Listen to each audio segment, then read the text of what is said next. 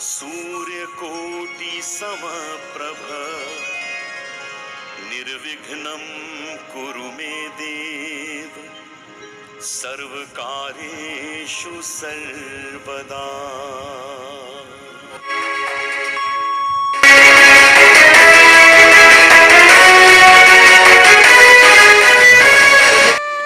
जय श्री गणेश। प्रथम पूज्य श्री गणेश गणपति विनायक गौरीनंदन आदि नामों से मशहूर हैं। वे सिद्धि और बुद्धि के देवता हैं। श्री गणेश के आशीर्वाद के बिना कोई कार्य पूर्ण नहीं होता।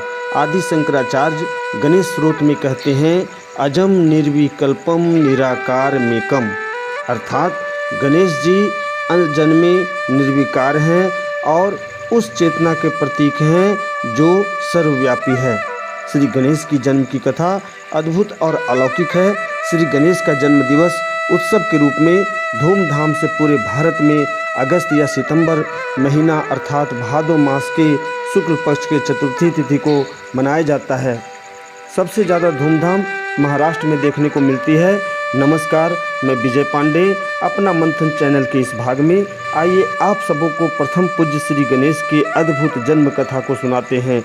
इससे पहले एक आग्रह है कि यदि आप हमारे चैनल पर पहली बार आए हों तो कृपया चैनल को लाइक और सब्सक्राइब करना नहीं भूलेंगे। सच्ची घटना और प्रेरक कथा आप सबों के बीच पहुंचाने के लिए हम लगातार प्रयासरत हैं। आइए सुनते हैं श्री गणेश के जन्म की कथा।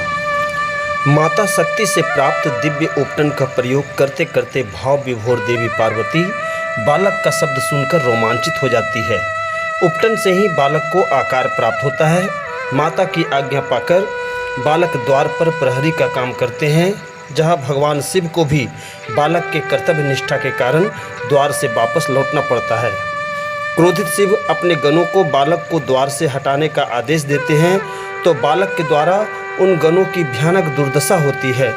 क्रोधित शिव बालक को द्वार से हटाने का सभी प्रकार का प्रयास कर थक जाते हैं, लेकिन बालक अपनी माता की आज्ञा पर डटा रहा। बालक और शिव में भयानक लड़ाई होने लगी। दोनों एक दूसरे पर वार करने लगे। दोनों के युद्ध से चारों दिशाओं में चिंगारियां उठने लगी। देवताओं में हाहाकार मच गया। ब्रह्मलोक में माता सरस्वती इसका समाधान करने का उपाय ब्रह्मा जी से कहा।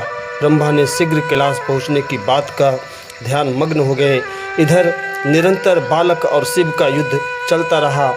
युद्ध से विष्णु लोक में भी हलचल मच गई। माता लक्ष्मी ने भगवान विष्णु से भी इसका समाधान करने को कहा। विष्णु भी कैलाश की ओर प्रस्थान कर गए। दोनों के बीच हो रहे युद्ध को रोकने के लिए नारद जी ने ब्रह्मा से कहा। ब्रह्मा जी युद्ध रोकने के लिए आगे आए और बालक को समझाने का प्रयास किया। जहां बालक की तर्क शक्ति के आगे ब्रह्मा जी भी परास्त दिखे। उन्होंने युद्ध रोकने की जबरदस्ती दिखाई। क्रोधित बालक ने अपने दंड से प्रहार कर दिया। इससे और भी अत्यंत क्रोधित शिव ने बालक पर त्रिशूल से प्रहार कर दिया और बालक का सिर धड़ से अलग हो गया। सिर विहीन धड़ जमीन पर गिर गया। चारों ओर कोलाहल मच गई। स्नान कर रही पार्वती ने भी अपने बालक की चीख सुनी। इधर शिव कैलाश की ओर चल दिए। स्नान के उपरांत जब पार्वती बाहर आई तो अपने पुत्र को सिर विहीन देखकर विलाप करने लगी और एक पल यह प्रण कर डाला कि यदि उसका पुत्र जीवित नहीं रहेगा तो वह पूरी पृथ्वी को जला डालेगी। उन्होंने अपने 9 रूपों का आवाहन किया और पृथ्वी लोक पर तांडव मचाने लगी। यह देखकर देवताओं में खलबली मच गई। लोग देवी पार्वती को शांति की प्रार्थना करने लगे। निराश होकर देवताओं ने शिव से इसका समाधान करने को कहा। भगवान शिव ने भगवान विष्णु से कहा कि सिर विहीन बालक मृत नहीं है, अचेत है। उत्तर दिशा में जाएं और जो पहला जीव मिले उसका सिर काट कर ले आए। शिव की आज्ञा से विष्णु उत्तर दिशा की ओर चले गए। दूर जंगल में उन्हें एक हाथी मिला। हाथी के पूर्व वृत्तांत का ध्यान करने पर पाया कि यह हाथी इंद्रलोक का शापित ऐरावत है, जो सांप से मुक्ति के लिए वन में भटक रहा है। विष्णु ने अपने सुदर्शन चक्र को आदेश दिया। आदेश पाकर चक्र ने हाथी की गर्दन काट डाली और शापित हाथी शाप मुक्त होकर इंद्रलोक को चला गया। इधर विष्णु हाथी का कटा हुआ मस्तक लेकर चल दिए। हाथी के मस्तक को बालक के धड़ से जोड़ दिया गया। भगवान शिव ने शल्य चिकित्सा कर बालक को सुंदर रूप दिया और वह जीवित हो उठा।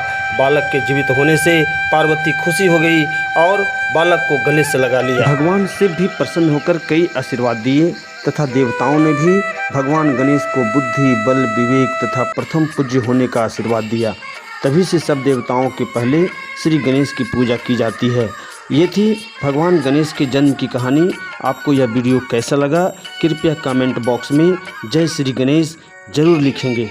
जय श्री गणेश। शहर और गांव की खास खबरों के लिए कृपया चैनल को लाइक एंड सब्सक्राइब करना ना भूलें।